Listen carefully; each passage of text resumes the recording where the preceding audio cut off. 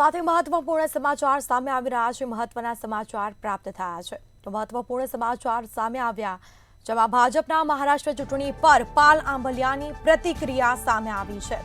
તો ભાજપની ખેડૂતો પ્રત્યેની દોગલી નીતિ સામે આવી છે તેવું આંબલિયાનું આ નિવેદન સામે આવ્યું છે। મહારાષ્ટ્ર ખેડૂતોના દેવા માફ તો ગુજરાતના ખેડૂતોના કેમ નહીં તેવો સવાલ ઉઠાવ્યો છે। મહારાષ્ટ્રમાં દેવા માફીની કમલ છાપ લોલીપોપ આપવામાં આવી છે તેવું પાલ આંબલિયાનું આ નિવેદન સામે આવ્યું છે। તો ભાજપનું મહારાષ્ટ્રમાં ખેડૂતોને દેવા માફીનું જે વચન આપવામાં આવ્યું છે, જેમાં ગુજરાત પાક નુકસાનીનું પૂરું વળતર કેમ અપાયું નથી તેવું પાલ આંબલિયાની આ પ્રતિક્રિયા સામે આવી છે।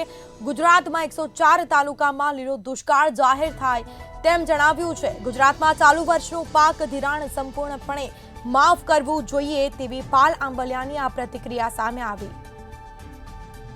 મહારાષ્ટ્રમાં ભાજપ અને સહયોગી પક્ષોએ જે મેનિફેસ્ટો જાહેર કર્યો, ચૂંટણી ઢંઢેરો મહારાષ્ટ્ર ચૂંટણીને લઈને જાહેર કર્યો, એની અંદર ખેડૂતોના દેવા માફીની વાત કરવામાં આવી છે। તો મહારાષ્ટ્રના ખેડૂતો છે અને ગુજરાતના ખેડૂતો નથી। મહારાષ્ટ્રમાં ચૂંટણી આવે છે એટલે ખેડૂતો યાદ આવ્યા, એટલે ખેડૂતોનું દેવા માફી યાદ આવ્યું।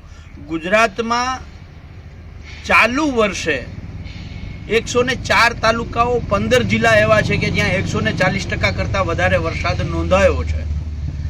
અમુક તાલુકાઓમાં તો 400% સુધી વરસાદ નોંધાયો છે, પણ તેમ છતાંય ત્યાંના ખેડૂતો સરકારને, ગુજરાત સરકારને યાદ આવતા નથી, આ ભાજપને યાદ આવતા નથી। આ 2016ના કેન્દ્ર સરકારના અછતગ્રસ્ત મેન્યુઅલ જો અમલ કરે તો 104 તાલુકામાં ખેડૂતોનું ચાલુ વર્ષનું પાક ધિરાણ સરકારે માફ કરવું જોઈએ। એ કરતા નથી, એ તો નથી કરતા, પણ પાક નુકસાનીમાં ખેડૂતો અરે રમત કરે છે। કૃષિ મંત્રી એમ કહે છે કે તમામ ખેડૂતો ફોર્મ ભરી શકે છે। ખેડૂત ફોર્મ ભરવા જાય ત્યારે ખબર પડે છે કે લિસ્ટ આવ્યું છે એ જ ખેડૂતો ફોર્મ ભરી શકશે। જાહેર કરે છે કે પિયત પાકોમાં 33%થી વધારે નુકસાન હશે તો એવા ખેડૂતોને હેક્ટરે 22,000 અને 2 હેક્ટરમાં 44,000 મળશે। જ્યારે ખેડૂત ફોર્મ ભરવા જાય છે ત્યારે ફરજિયાત બિનપિયતનું ફોર્મ ભરાવડાવે છે। તો ખેડૂતોના હકના પૈસા છે એ ગુજરાતમાં સરકાર આપતી નથી, અને મહારાષ્ટ્રમાં ચૂંટણી આવે છે એટલે ત્યાં ખેડૂતોના દેવા માફીની વાત કરે છે। આ ભાજપની દોગલી નીતિ છે। કબીર કહી ગયા હતા, બહુ સ્પષ્ટ શબ્દોમાં કબીરે કહ્યું છે કે દો રંગાનો ક્યારેય ભરોસો ન કરીએ।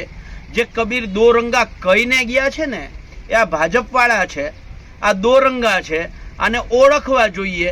મહારાષ્ટ્રમાં ચૂંટણી સમયે ખેડૂત યાદ આવે છે અને ગુજરાતમાં અત્યારે ચૂંટણી નથી તો ખેડૂતોને તકલીફ છે તેમ છતાંય સહાય કરવી નથી।